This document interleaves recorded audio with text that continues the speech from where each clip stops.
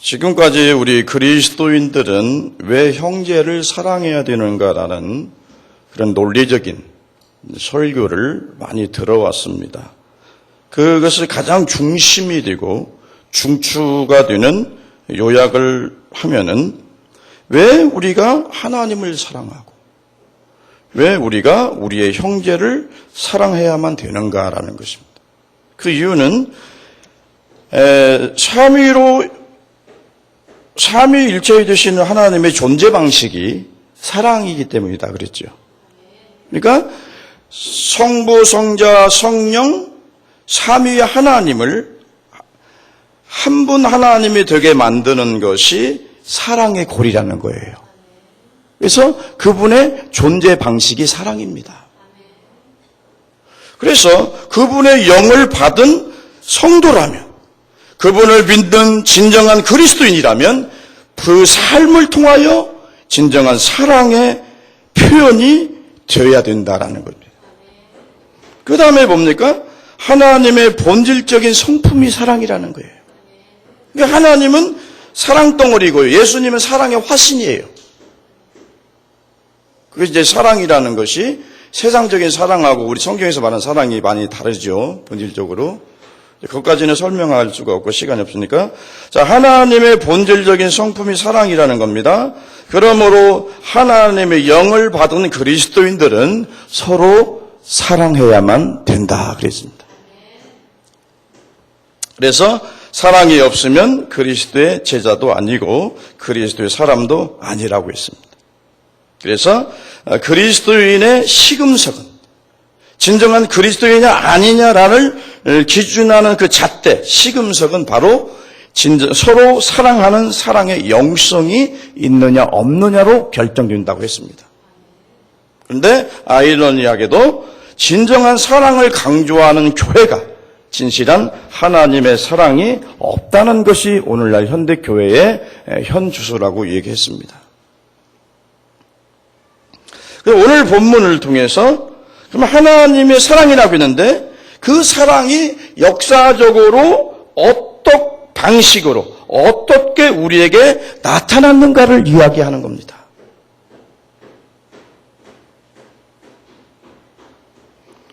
이거요. 성경은 뭐예요? 하나님이 그 선택한 주의 자녀들, 주의 백성들을 어떻게 사랑했는가에 대한 내용이 성경의 내용이에요. 그게 성경에 흐르고 있는 큰 강줄기라고 볼 수 있어요. 하나님이 인간을 어떻게 사랑했느냐 말이죠. 하나님의 사랑의 방식이 어떤 거냐. 이 강물이, 이 물줄기가 성경의 핵심으로 흐르고 있다는 거예요. 그 사랑이 구속을 가능하게 했고 하나님의 나라를 기업으로 얻게 하는 것이 가능하게 했다는 거죠. 그래서요, 이 성경에 흐르는 핵심적인 주제를 나타내는 흐름의 강물은 하나님이 우리를 어떻게 사랑했는가에 대한 방식이고 역사다라는 것을 우리가 볼 수가 있어요. 그래서 사랑하지 아니하는 자는 하나님을 알지 못합니다. 굉장히 중요한 거예요. 다윗이 여러분 그렇게 많은 죄를 짓고 실수를 많이 하고 그럼에도 불구하고 왜 하나님 앞에 합당한 자라고 했어요? 내가 제일 기뻐하는 자가 다윗이라고 했습니다.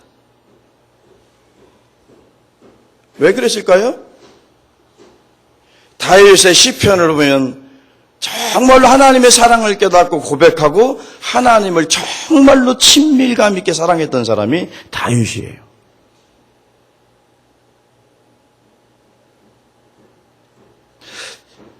이 사도들 중에 예수님과 가장 가까이 붙어 있는 사람이 누구였죠? 이게 그림 보면은 성경에도 나오지만은 예수님 어깨에 이게 항상 기대고 있었던 제자가 하나 있었죠. 네?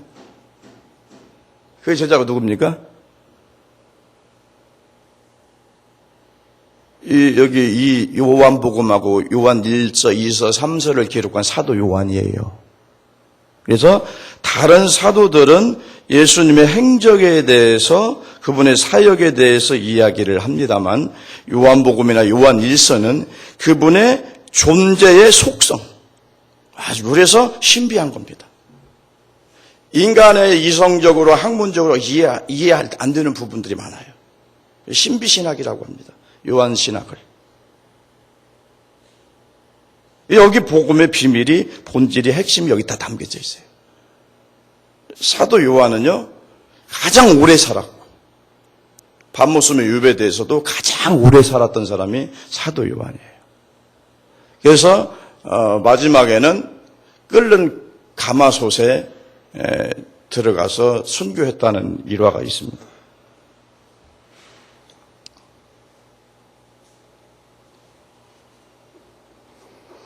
그런 사도가 정말로 이것을 강조하고 또 강조했다면 여러분 얼마나 이 내용이 차지하는 그 비중이 얼마나 큰가를 여러분 우리는 깨달아야 돼요.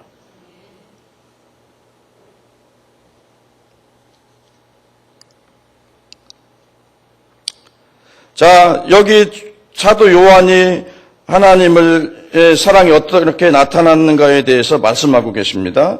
왜 그거 말씀하고 있는 거예요? 계속해서. 어떻게 하나님의 사랑이 나타났는가? 그래서 하나님의 사랑을 분명하게 깨닫고 경험하고 믿게 하기 위해서 또 이 요한 사도는 이 본문을 설교한 겁니다. 왜요? 어떻게 나타났는가에 대한 하나님의 사랑에 대한 분명한 깨달음과 그런 체험과 경험과 이해가 없이는 첫째 계명인 하나님에 대한 사랑과 둘째 계명인 이웃사랑에 대한 사랑의 실천을 할 수 없다는 얘기예요. 그렇잖아요. 하나님이 우리를 어떻게 사랑하는가를 깨닫고 우리 하나님의 사랑을 우리가 마음속으로 체험하고 경험할 때 내가 하나님을 향한 사랑이 그냥 내 자원함으로써 내 심령에서 나오는 거지. 그죠? 사랑이 모든 걸 움직이는 거예요. 그래서 사랑은 뭐다? 동사다. 움직이는 겁니다. 사랑은 하나님은 사랑이다. 그래서 세상 사람들이 자기가 사랑하는 것에 대해서 모든 걸 헌신하고 살아요. 그렇죠? 우리 믿음의 선진들 하나님의 사랑을 깨달았고 알았기 때문에 하나님을 자기 목숨 바쳐서 사랑했어요. 그렇죠? 여러분들도 하나님 사랑하기 때문에 목숨 바쳐서 주님을 믿습니다. 그러나 세상의 권력을 사랑하는 사람은 권력을 위해서 자기 목숨을 바칩니다. 자기 전생일을 바쳐요. 국회의원 출마해서 7번 떨어지면 몇 년을 거기다 투자한 겁니까? 네? 몇 년이에요? 빨리빨리 계산해봐요. 네? 20년? 국회의원 선거가 몇 번 있어요? 4년 만에 한 번 있죠? 그러면 7번 출마했으면 몇 년의 세월이에요? 18년이에요? 28년. 한 30년 되네요. 그 12년을 저기 한 사람이 있어요. 그래서 13년째 된 사람이 있어요. 그 사람 몇십 년을 했을까? 인생의 반절을 넘게 권력을 잡기 위해서 자기의 모든 걸 쏟아놨어요. 시간도, 생명도, 물질도 다 쏟아놨어요. 내가 권력을 사랑하기 때문에 그런 거예요. 그렇죠? 그래서요, 우리 그리스도인의 본질적인 문제는 뭐냐면은 하나님의 사랑을 깨달아서 알고 체험했느냐 못했느냐의 문제예요. 정말로 하나님의 사랑을 깨닫고 이해하고 경험하고 체험하면 내 안에서 사랑의 영성이 열정적으로 하나님을 사랑하고자 하는 열정이 생겨요. 그 사랑으로 사랑 못하고 용서 못할 이웃이 없는 거예요, 형제가. 아셨죠? 이게 사도 요한이 왜 이걸 이렇게 강조하는가를 여러분, 왜라는 것을 우리가 한번 생각을 해야 돼요. 그래서 성경의 핵심적인 본질적인 내용은 하나님에 대한 사랑, 이웃에 대한 사랑이라고 말씀드렸어요. 근데 이 사랑은 하나님의 사랑을 깨달은 자, 경험한 자와 절대 깨닫지 못한 자의 차이예요, 이것은. 사랑할 수 있는 사람은 사랑을 깨닫고 이해하고 아는 자만 사랑할 수 있어요. 그렇죠. 사랑하지 아니하면 모르는 거예요. 그분을 위해서 헌신할 수가 없어요. 자, 어느 율법사가 와서 이런 말씀을 합니다. 질문합니다. 선생님이요, 율법 중에 어느 계명이 가장 크니까? 그죠? 예수께서 가라사대 내 마음을 다하고 목숨을 다하고 뜻을 다해 주 너희 하나님을 사랑하라 하셨으니 둘째는 그와 같으니 내 이웃을 내 몸같이 사랑하라 하셨으니 이 두 계명이 온 율법과 선지자의 강령이니라 그랬어요. 자, 쉽게 말하면 핵심이라는 얘기예요. 핵심. 그래서 우리는 하나님이 우리를 어떻게 사랑하는가를 깨달아야 합니다. 이성을 통해서도 깨달아야 하지만 성령을 통해서 깨달아야 돼요. 그렇지 못하면 우리는 하나님을 사랑하라는 말씀과 내 이웃을 내 몸처럼 사랑하라는 율법과 선지자의 대강령인 핵심인 그 말씀을 따라서 살 수가 없습니다.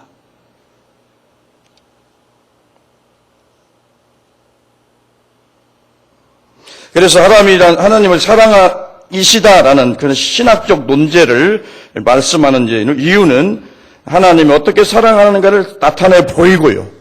그래서 성도들로 하여금 그들이 하나님을 사랑하고 자기 이웃을 자기 몸처럼 사랑하기 위해서 하나님 사랑이시다라는 그런 신학적 명제를 던진 거예요. 그래서 우리 그리스도의 삶의 난제가 되고 결함이 되는 것은 하나님을 사랑을 분명히 깨닫지 못하고 알지 못하게 돼서 모든 것이 생겨나는 것입니다. 자, 하나님을 사랑하지 않기 때문에 하나님의 사랑에 대해서 무지하고 알지 못하고 깨닫지 못하고 경험하지 못하고 사랑을 받은 것에 대한 확신이 없으니까 어떤 경우 하나님을 위해서 헌신하는 삶에 대해서 인식하고 관심이 없는 겁니다. 그렇잖아요? 교회를 다녀도 여전히 자기를 사랑하게 되죠. 그냥 나만 잘 먹고 잘 살아도 돼요. 형제가 굶주림으로 고통을 당해도 형제를 사랑하지 않기 때문에 그냥 나만 잘 먹고 잘 살면 되는 이기적인 동물로 변하는 겁니다. 이런 모든 것, 하나님 나라와 의에 관심이 없고 이런 모든 건 하나님의 사랑을 깨닫지 못하고 이해하지 못한 영적 무지에서 발생되는 겁니다. 여러분, 사랑하지 않는 남편을 위해서 희생할 수 있어요? 있어요? 없어요? 없지요. 그냥 그 정도면 여러분들이 이해를 했으리라고 믿어요. 그러나 사랑하게 되면 다르죠. 단점도 부족한 것도 장점으로 보이는 게 이게 사랑이거든. 그래서 외동딸이 하나 있는데 남자친구가 생겼다. 데리고 와봐라. 데리고 와서 부모들이 볼 때는 저건 단점이고 저건 허물이 많은데 이 애는 전부 장점으로 보고 사랑하는 거예요. 자, 그러면 단점이 장점이 되고 그래서 그 사람을 그 어떤 것보다 사랑하고 그 사람을 위해서 희생하는 삶을 살기를 위해서 결혼하고자 하는 이유는 뭐예요? 그 사람을 사랑하기 때문이잖아요.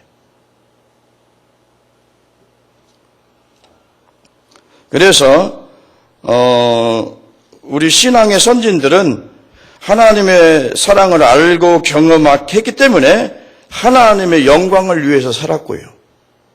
하나님의 교회와 하나님 나라를 세우기 위해서 자신의 목숨도 재능도 자신의 재산도 부귀 영화도 다 세상의 권력도 다 버리고 주님을 쫓았던 거예요.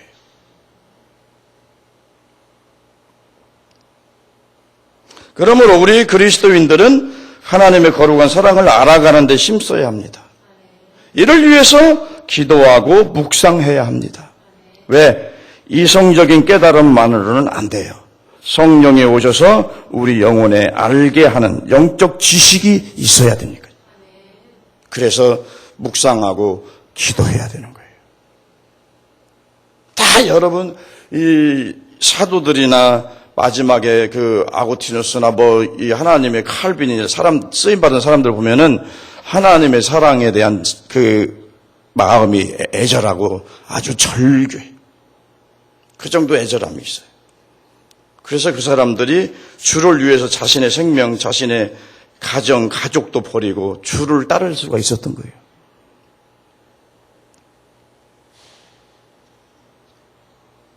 그런데요, 자, 하나님의 사랑은 무조건 베풀어지는 보편적 사랑은 아니다는 거죠. 물론 일반적인 은총이 있습니다. 있지만은 하나님이 베풀어준 특별한 사랑은 오직 예수 그리스도를 통하여 베풀어진다는 걸 여러분이 아셔야 합니다. 하나님의 사랑은 예수 그리스도를 통하지 않고서는 베풀어지지 않습니다. 사실 일반 은총이라는 것도 예수 그리스도를 통해서 일반적인 은총을 베풀어주는 거예요, 사람들한테. 아시겠죠? 그래서 예수 그리스도는 모든 것의 중보자 되세요. 우리를 죄를 위한 중보자도 되시지만 하나님의 사랑을 베풀어지는 데 있어서도 예수님은 중보자예요. 예수를 통하지 않고서는 하나님의 사랑이 베풀어지지가 않습니다. 그래서 예수 그리스도가 소중한 것. 예수 그리스도 알지 못하면 우리가 하나님도 알지 못하는 거예요. 그래서 존 오웨는 이런 말을 합니다. 성부 하나님의 거룩한 사랑은 성육신하신 성자 하나님 예수 그리스도를 통하여 알려지고 베풀어진다. 그리고 말합니다. 성부 하나님은 그리스도를 통하지 않고서는 사랑을 베풀지 않는다고 말합니다. 그래서 사도 요한은 본문에서 독생자 예수 그리스도를 세상에 보내셔서 우리의 죄를 대속하는 화목제물이 되게 하심으로 하나님의 사랑을 그리스도인들에게 베풀어 주셨다고 말씀하고 있는 거죠. 그리고요, 하나님 천지창조의 은혜를 베풀어 준 것도 하나님이 예수 그리스도를 통하여 베풀어 준 겁니다. 그래서 요한복음 1장 3절에 보면 만물이 그로 말미암아 지음받으셔서 지은 것이 하나도 그가 없이 있던 것이 없느니라. 누구예요 그가? 예수 그리스도로 말미암아 지음바 되었다. 그런 거예요. 그래 천지창조라는 그런 엄청난 은혜와 선물도 예수 그리스도를 통해서 우리에게 베풀어진 겁니다.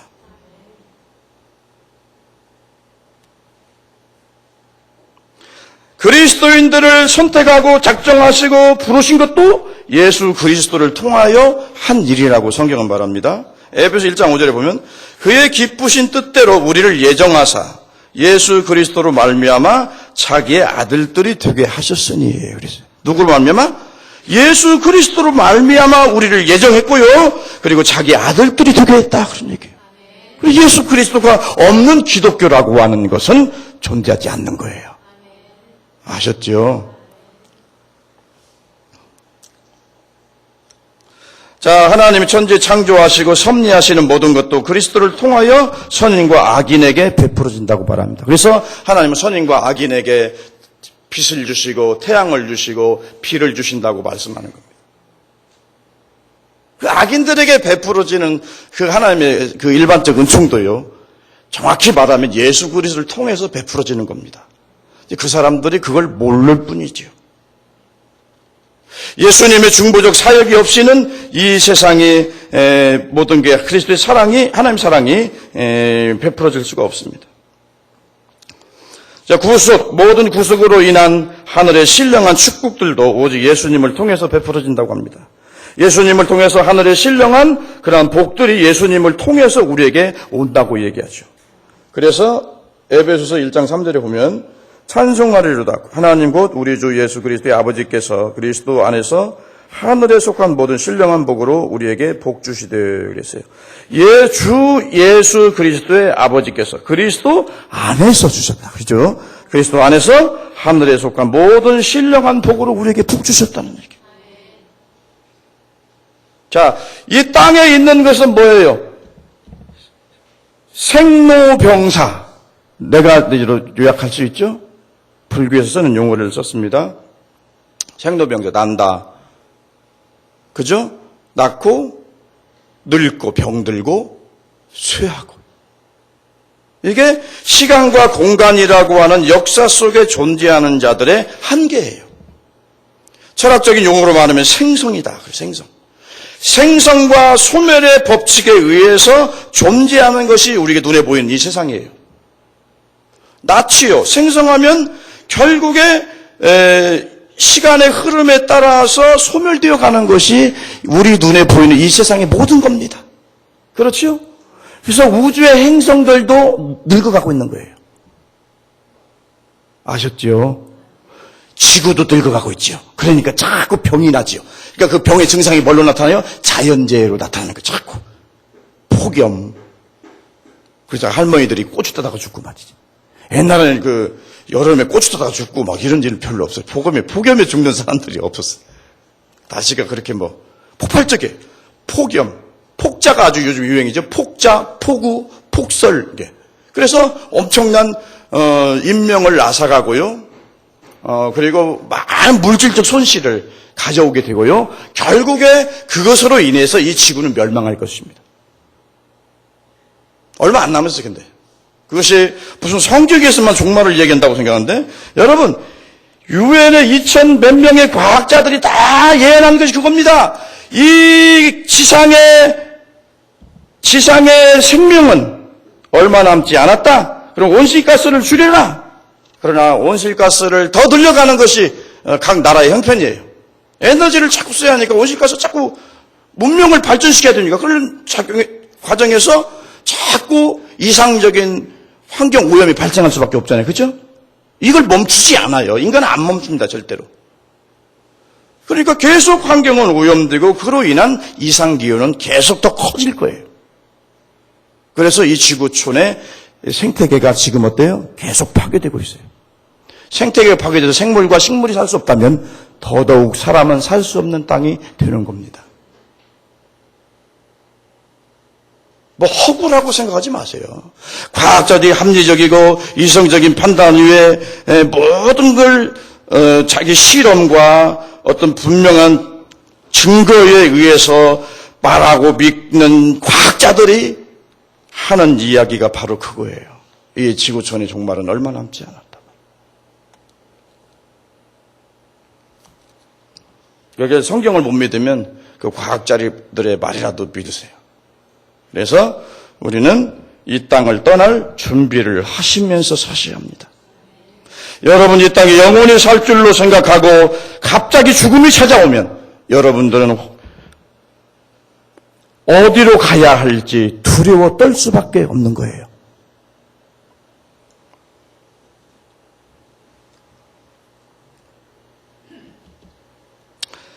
하나님께 범죄한 모든 인류는 하나님의 저주와 심판 아래에 있습니다. 죄로 말미암아 더럽혀진 천지 만물 또한 심판의 대상일 뿐입니다. 그러므로 오직 예수 그리스도의 구속의 은혜로만 하나님의 구속의 은혜가 베풀어지고 하나님의 자녀로 우리가 받아들일 수 있는 거예요. 아멘? 무슨 뜻인지 아시겠죠? 그래서 바울이 고백한 게 뭡니까? 빌립보서 3장 8절에 또한 모든 것을 해로 여기면 내 주 그리스도 예수를 아는 지식이 가장 고상함을 인함이라. 내가 그를 위하여 모든 것을 잃어버리고 배설물로 여기면 그리스도를 얻고. 예수를 아는 지식을 자기가 영적으로 깨닫고 보니까 그보다 더 영광스럽고 영원한 것은 없더라고요. 그래서 내가 이 세상에 생성과 소멸밖에 없는 이 세상의 모든 걸 다 배설물로 여기고 나는 그리스도를 위해서 그리스도만을 위해서 살기로 작정했다. 그래서 그리스도를 위해 살았고 그리스도를 위해서 순종했습니다.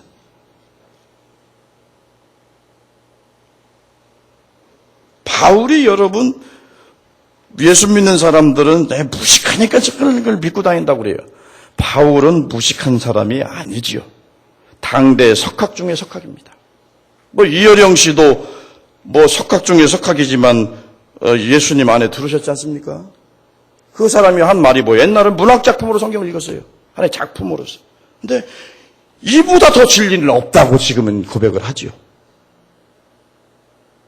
이제 진리의 말씀으로 받아들이고 생명의 말씀으로 받아들이게 된 겁니다. 이제는. 우리 생각이 부족한 사람들이 그리스도를 받아들이지 않습니다. 그래서 예수 그리스도가 아니면 이 세상의 모든 것은 다 의미가 없어요. 인생사 모든 일, 그것들이 뭐 성공하고 큰 업적을 남기고 뭐 어떤 일을 했는지 모르지만 인생사 모든 일도 예수 그리스도가 없이는 아무것도 아니에요. 결국 수백일 거고요. 결국 죽음의 그림자가 찾아와서 모든 걸 삼켜버릴 거예요. 그런데 세상에서 이룬 업적과 그 모든 것이 무슨 의미가 있습니까? 그런데 오늘날 교회는 왜 세상의 것을 가져라고 하고 주님을 위해 살면 세상 것 주신다고 하고 왜 그런 식으로 번영신학 쪽으로 가냐 이거지.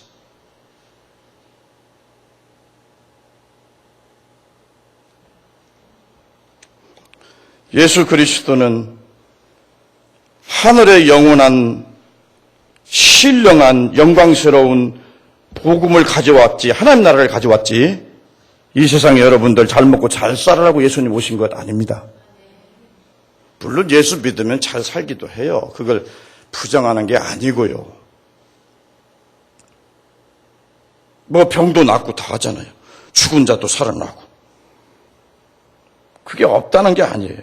있습니다, 분명히. 그러나 그 하나의 부가물로 주어지는 것이고 본질적인 목적은 그게 아니다는 얘기예요. 아셨죠? 예수 그리스도가 없으면 모든 건 심판의 대상이에요. 그러나 예수 그리스도의 십자가를 통하면 모든 걸 새로워지고 찰나적인 것도 영원한 것이 됩니다. 그래서 바울은 세상의 권력이나 자기가 가지고 있던 학문이나 뭐 모든 로마의 시민권이라고 하는 그런 엄청난 것까지도 다 배설물로 여기고 오직 그리스도를 위해서만 살았어요.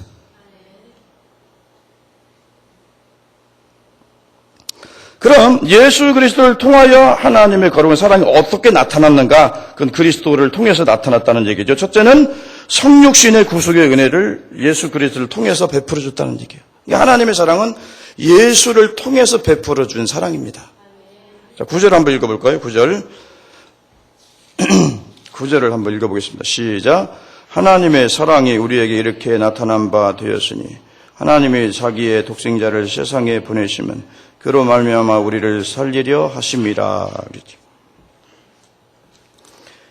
자기의 독생자를 세상에 보내시면 성자 하나님 예수 그리스도가 죄와 허물로 죽은 우리의 영혼을 살리기 위함이다라고 성경은 말씀하고 있는 겁니다. 거룩하신 하나님이시죠? 광대하신 하나님입니다. 무한합니다. 창조주입니다. 뭐 어떻게 그분 다 설명할 수 있겠어요? 그 하나님이 영적으로 죄로 인하여 죽은 인간들을 살리기 위해서 죄 있는 인간의 육체를 입고 인간으로 이 땅에 오셨다는 거예요. 그 하나님 사랑이 그렇게 나타났다는 거예요. 그 모든 게 가능하게 했던 건 하나님의 사랑이라고 말합니다. 다시 말하면요, 거룩하신 하나님이 한낱 흙에 불과한 인간들, 죄인들을 살리기 위해서 하나님이 인간이 되셨다. 그 얘기예요. 그 인간 되신 건 왜 인간 되셨겠어요? 그들의 죄를 대표하고 그들의 죄를 내포해서 우리 대신 심판을 받기 위해서 그분이 인간이 되셔야만 했던 거예요. 하나님의 사랑이 그렇게 나타났다. 그거예요.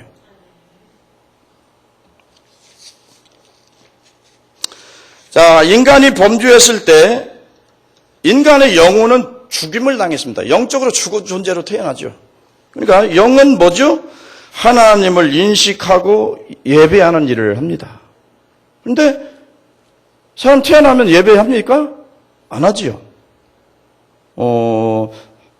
하나님이라고 부르지 않습니다. 처음에 태어날 때 영적으로 죽은 상태로 태어나기 때문에 하나님 여호와 하나님 아버지 감사합니다. 나를 이 땅에 태어나게 해주셔서 아버지 감사합니다. 이렇게 태어난 놈이 없단 말이지. 왜요? 다 영적으로 죽은 상태에 태어나기 때문에.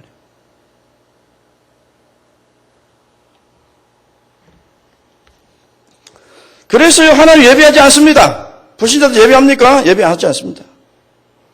하나님의 음성을 들을 수가 없어요. 왜요? 하나님의 음성을 들을 수 있는 영의 직관이 죄와 허물로 인해서 파괴되고 죽었습니다. 그래서요, 지금 두 부류의 사람만이 이 땅에 존재해요. 예수 그리스도를 믿음으로 성령을 통해서 영혼이, 죽은 영이 산 사람이 있고요. 그래서 하나님의 음성을 들을 수 있고 예배할 수 있는 능력이 생긴 사람이 있고요. 그 다음에 또 한 부류는 영적으로 죽었기 때문에 우리가 눈에 보이는 사물의 세계만 인식하고 사는 사람들이에요. 그러니까 보이는 모든 세계가 전부다 이렇게 믿고 사는 사람들이죠. 그래서 뭐 하나님 나라 이야기하고 영적인 세계 얘기하면 뭐 그런 게 어딨냐 말이지. 우리 눈에 다 보이는 게 그게 다 전부지. 그런 게 어딨냐 말이야. 사람 죽으면 다 끝나는 것이다. 죽으면 끝나는 거 아니에요. 시작이요. 여러분, 과학도 영적인 부분에 대해서 어느 정도 인식을 하기 때문에 그런 영적인 영역에 대해서 심령과학이라고 하는 범주에 집어넣고 연구하고 있어요. 없는 게 아니에요. 영적인 세계가 있고요. 영원한 세계가 있습니다. 사람 죽으면 영혼이 소멸되는 게 아니에요. 더 밝아집니다. 이 세상에 어떻게 살든 이 세상이 전부니까 어떻게 살다 가든지 그냥 잘 먹고 잘 살다 가면 끝난다. 그런 생각하면 안 됩니다. 가서 심판받습니다.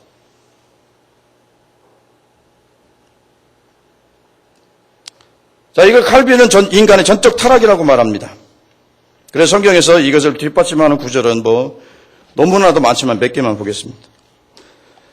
에레미야서 17절 19절에 보면 만물보다 거짓되고 심히 부패한 것은 마음이라 누가 능히 이를 알리우마는. 요즘 인간의 전적 타락을 부정하는 그런 신학이 유행하고 있어요. 그런 신학이 성도들한테도 인기가 있고요. 그러나 사실은 인간은 만물보다 거짓되고 심히 부패한 것이 인간의 마음이고 인간은 전적으로 타락해서 선을 행할 능력이 하나도 없습니다. 그게 인간입니다.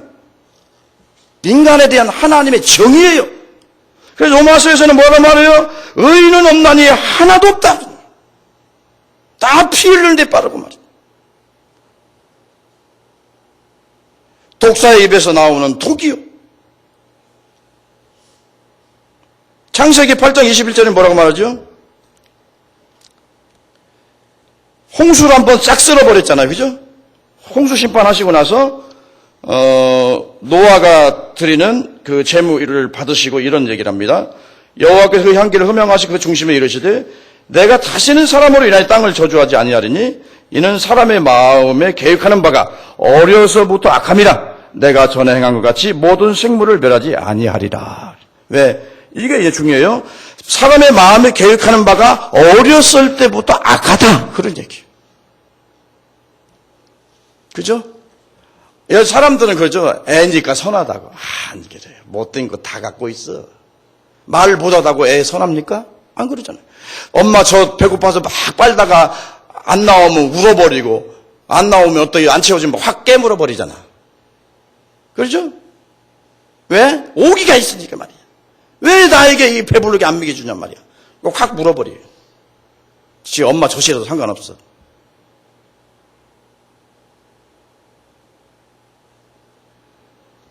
저는 어려서 날밤을 까고 살았답니다. 저녁에는 안 자고 낮에 자고 그렇게 살았대요. 그래갖고 우리 아버지가 업고 재우고 다 성질 나가지고 마루 밑에 던져버렸대요. 그러니까 지금도 비가 올라오고 그러면 여기가 쑤셔요. 이쪽으로 떨어져서.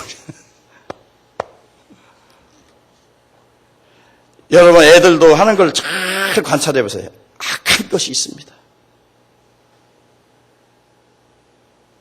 이제 체험적으로 저는 많이 깨달았어요. 그래서 인간은요, 왜 그럼 인간이 그렇게 되느냐? 영적으로 죽은 존재로 태어나기 때문에 그런다는 거예요. 그러므로 공중의 권세 잡은 자를 쫓는다. 공중의 권세 잡은 자가 누구예요? 마귀 사탄이잖아요. 사탄 악령이라는 거 알잖아요. 안 믿는 사람도. 악령의 지배를 받으니 사람이 사악할 수밖에. 그리고 육체 욕망을 따라 삶으로 본질상 진노의 자식이다. 그렇게. 이게 인간을 향한 하나님의 정의입니다. 그 인간에게는 어떤 희망도 어떤 소망도 존재하지 않아요. 그래서 인간이 선행으로 의로움으로 율법을 행함으로 어떤 공로로 구원받는 길을 주신 것이 아니라 예수 믿음으로 구원받는 길을 하나님이 주신 거예요. 왜? 예수님의 십자가의 공로 아니면은 인간이 자기 의로 하나님 앞에 나올 자가 하나도 없거든. 그러니까 예수 믿음으로 믿는 사람을 의롭다 하시고 하나님이 자녀로 삼아주신 거예요. 그러니까 그 전적인 하나님의 선물이고 하나님의 은혜인 겁니다. 이걸 오늘 현대신학은 부정해요.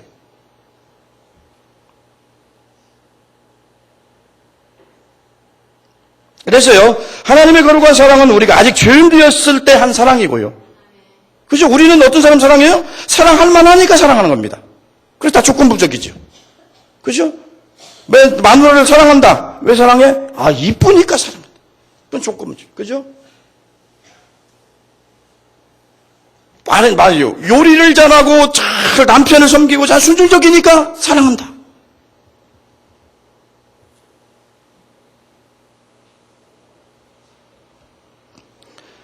우리가 본질상 진노의 자식이 할 때 한 사랑이 하나님 사랑이에요. 내가 진노를 내려야만 되는 분노할 수밖에 없는 대상인데 그 중에서도 사랑할 수 있는 것이 하나님의 사랑이라는 거지. 본질상 진노의 대상에게 사랑을 베푸는 사람은 없습니다. 그래서 하나님의 사랑은 인간의 어른으로 표현할 수 없는, 측량할 수 없는 큰 사랑이라고 말하는 거예요. 그래서 겨우 이따위 표현을 써요. 시적인 표현 이런 거 쓰는 거죠. 바다를 먹물 삼고 하늘을 두루마리 삼아도 하나님의 그 사랑 다 쓸 수 없다. 이 정도 표현밖에 못하는. 왜? 하나님의 사랑은 무한하기 때문에. 그래서 여러분과 내가 예수 믿음으로 구원을 얻고 하나님 나라를 기업으로 받는 거예요. 아무런 의로운 행위가 없음에도 불구하고.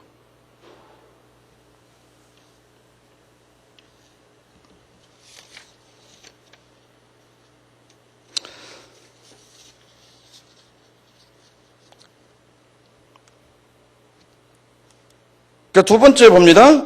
예수 그리스도가 화목제물이 되는 희생을 통하여 하나님의 사랑을 증명했다, 그런 얘기예요. 하나님은 죄인들을 구속하기 위해서 하늘 위에서 명령만 한 게 아니에요. 말씀만 한 게 아니죠. 그게 아니고 죄인은 인간의 몸을 입고 오셔서 하나님과 원수 되었던 죄인들을 살리기 위해 스스로 화목제물이 되신 거예요. 예수님이. 예수님 누구세요? 참 인간이지만 그분은 참 하나님이시고 창조주입니다.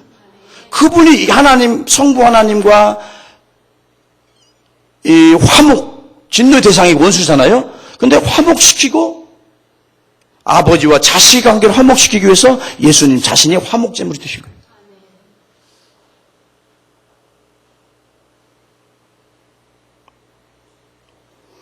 그래서 하나님은 말로만 한 사랑이 아니에요.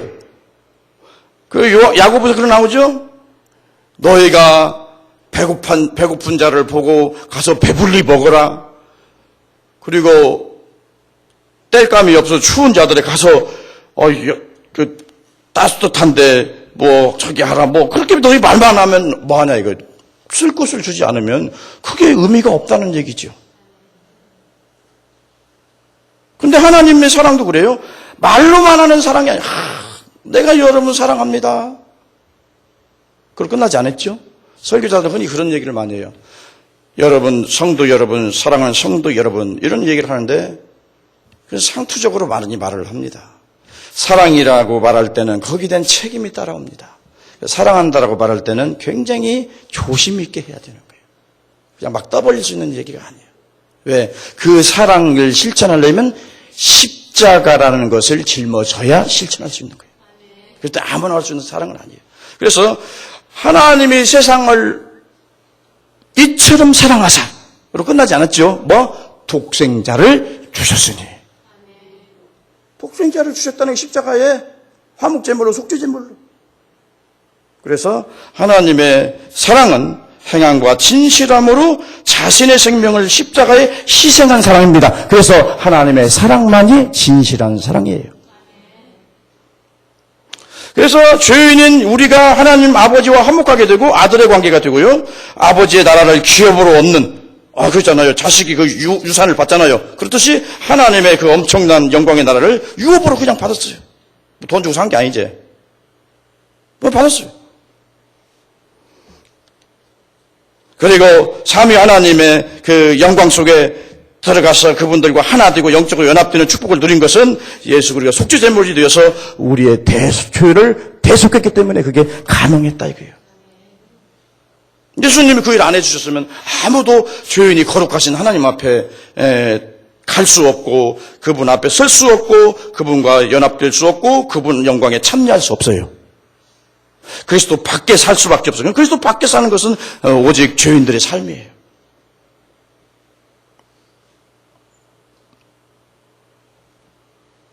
그래서 로마서 5장 8절에 보면요. 우리가 아직 죄인 되었을 때 그리스도께서 우리를 위하여 죽으심으로 하나님께서 우리에 대한 자기의 사랑을 확증하셨느니라. 그럼 거의 다 끝나갔습니다.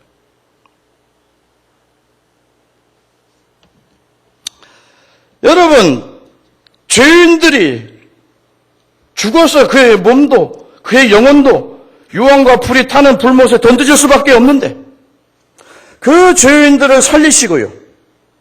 살리심을 통해서 영광의 하나님과 영적으로 결합시키고 연합시켰어요. 그래서 삼위 하나님의 영광에 참여시키기 위해서 예수님이 하나님이 십자가의 속죄제물이 되어서 죽으시고 부활하신 겁니다. 엄청난 사건이죠. 그래서 우리가 주님 안에 거하고 주님 우리 안에 거하는 이 영광스러운 사실은 예수님이 십자가의 속죄제물이 되어서 죽으시고 부활하는 그분의 사역이 있기 때문에 그분의 사랑의 실천이 있기 때문에 가능한 거예요. 사랑의 희생이 있기 때문에. 그래서요, 예수 그리스도의 십자가를 통해서 나타난 그 사랑만이 참다운 사랑이라고 말하고 거룩한 사랑이고 측량할 수 없는 사랑이라고 하는 겁니다. 그래서 하나님 사랑은 무한한 거죠. 그러나 인간의 사랑은 한계가 있어요. 아무리 내 자식 사랑해도 내 자식을 위해 십자가에 죽기는 힘들죠. 그죠? 어떤 신학자가 이런 말을 합니다. 우리는 십자가에 달린 하나님을 예배한다 그랬어요. 십자가에 달린 예수가 누구예요? 하나님이십니다, 여러분. 창조주입니다. 그러나 인간의 구속을 위해서 인간의 몸을 입고 와서 우리 대신 죄의 심판을 받는 거예요. 그래서 나무에 달린 자마다 다 저주 아래 있는 자니 그랬어요. 우리가 받아야 할 저주를 거룩하신 하나님이 오셔서 대신 받으시는 거예요. 그리고 우리는 의롭다고 해주시고 주님이 대신 저주를 받으시는 거예요. 그래서 음부까지 내려가셨다고 하잖아요. 우리가 내려갈 자리가 어디에? 다 음부잖아요. 지옥이잖아요. 근데 주님 거기까지 우리가 내려갈 자리까지. 거기까지 내려가셔서 다음에 부활하신 거예요.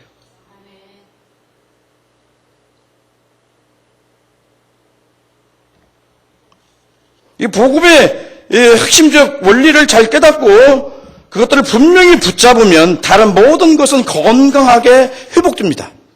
근데 본질적인 것을 버리고 자꾸 이런 그냥 눈에 보이는 거 막 받으라고 했었고, 그럼 좀 이상한 복음이죠.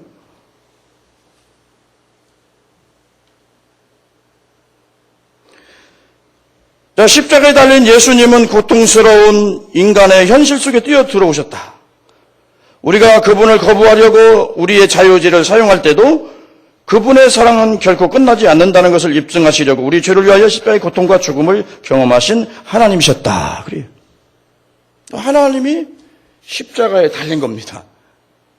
그것도 무슨 가치 있고 의미 있고 어떤 보배로운 자들을 위해서 그런 게 아니고요.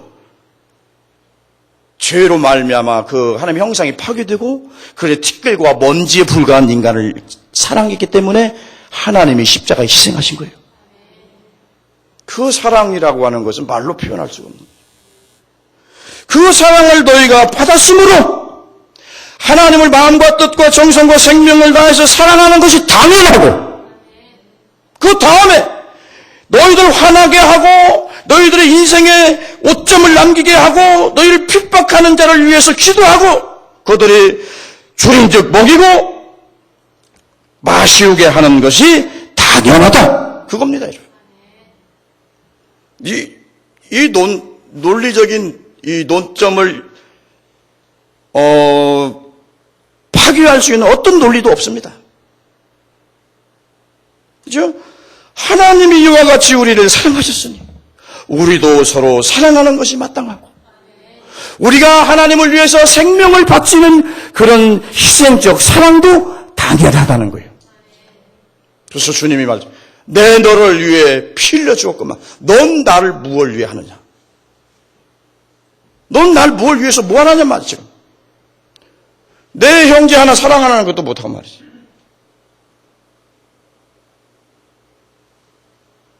그래서 11절 마지막입니다. 11절 다 같이 한번 읽어보죠. 시작. 사랑하는 자들아, 하나님이 이같이 우리를 사랑하셨은즉 우리도 서로 사랑하는 것이 마땅하도다. 당연히 해야 될 사랑이 우리가 해야 되는 희생적 사랑이고 십자가의 사랑이에요. 우리가 목숨을 바쳐 하나님 사랑했다고 해서 자랑할 게 있습니까? 자랑할 거 없습니다. 왜요? 당연한 거예요. 죄인이었을 때, 내가 저주 아래 달렸을 때, 나 같은 저주받은 자, 죄인을 살리기 위해서 하나님이신 거룩하신 분이 나를 위해서 저주를 친히 담당하신 분이 하나님이기 때문에 내가 하나님을 위해 목숨 버리는 건 당연한 겁니다. 사람들은, 요즘 현대인들은 하나님 사랑하지 않습니다. 자기 사랑해요.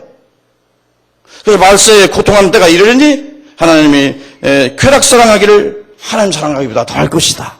그런 바울, 사도 바울의 선언이 나옵니다. 그럼 뭐 다 못했어요. 시간이 부족해서.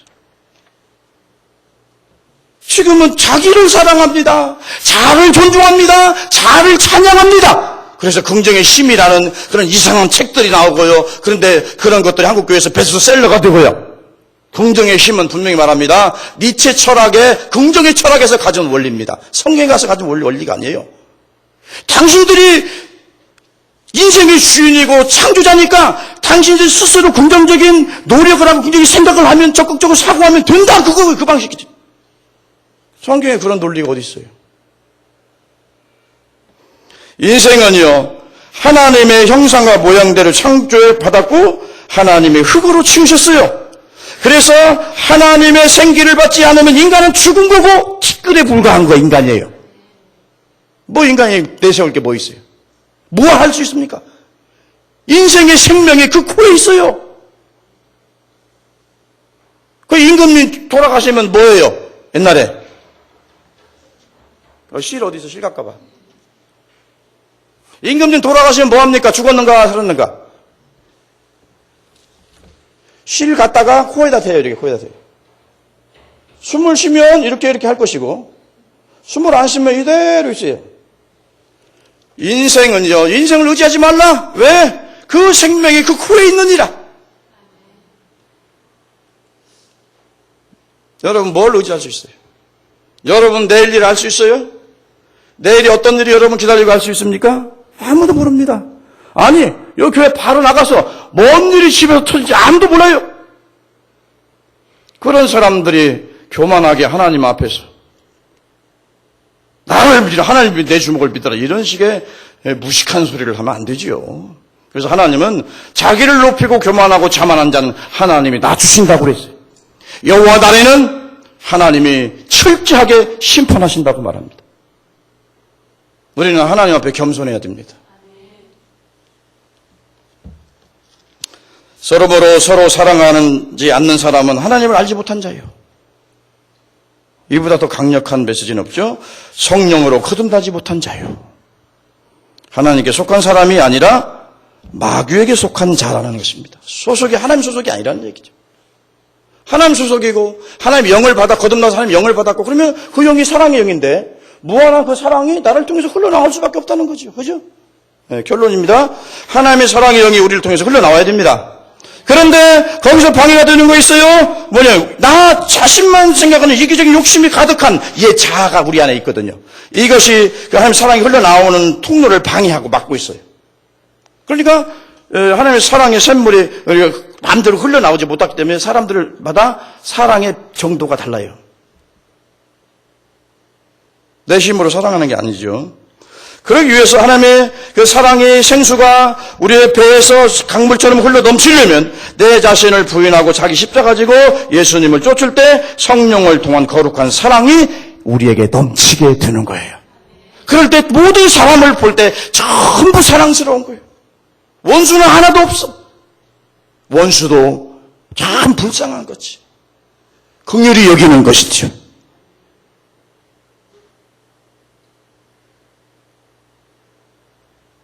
그래서 하나님의 사랑이 여러분 안에 이미 우리 이 생명수가 우리 배에서 생수의 강이 터져난다고 그랬죠, 예수님이.